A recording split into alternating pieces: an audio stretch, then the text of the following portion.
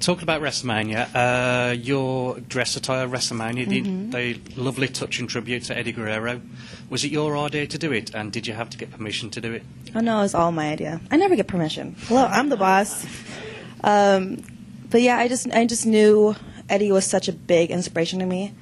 He's the reason I wanted to be a wrestler. He was the first match I've ever saw, and I was like, wow, I got instantly hooked. So it just felt right.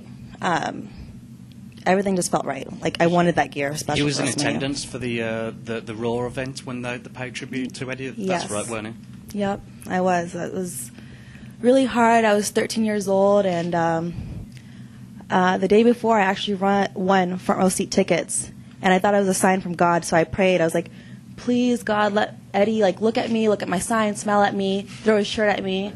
And unfortunately, when I went to the arena, it was announced that he passed away, and my heart just broke. But ever since then, I kind of paid tribute to my career to him. I always wanted to be the female version of him, and I hope I'm doing it. I hope I'm making him proud. So, do you think it's a lot easier now and accessible for WWE fans to learn more about the product with the WWE Network that you can get for $9.99 a month? Of course. I still watch. We're watch spoiled Network. now.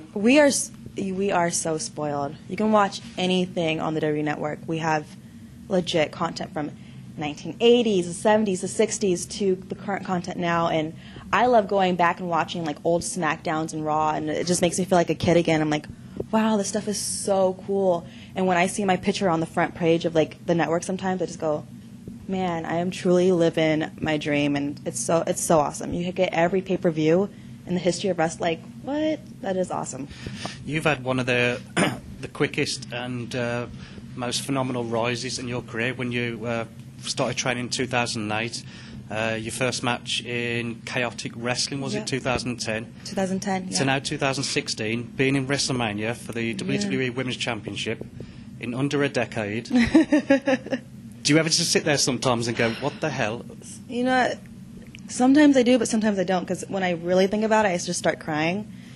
I've only been in wrestling for 6 years total. 4 years in WWE, and gosh, it's crazy because I legit came into WWE thinking that I was just going to be another diva, a girl who did bra and panties matches, and I was okay with that because I wanted to be in WWE. But when we got when we finally got the opportunity to be like, no, I want to be more than this, I never wanted to go back to having bra and panty matches because when I grew up watching that stuff, it hurt me.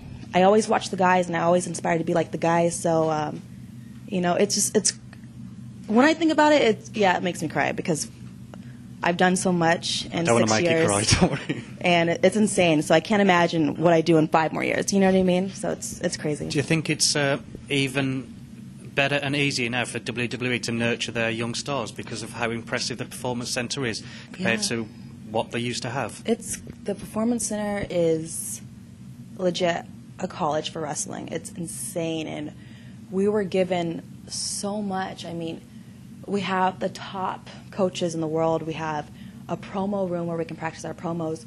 We have a place where we can do voiceovers and pretend that we're like sitting next to an announcer and practice matches like that.